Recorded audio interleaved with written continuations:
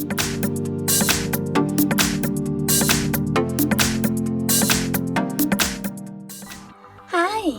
In front of me is Motorola G71 5G, and today I would like to show you how you can pick font style on this device. Firstly, go into Settings, notice Display and click on Styles. Over here you need to click on this plus icon and pick one of those font styles. I will go with that one. Then select Next after each step. Name your font however you wish to.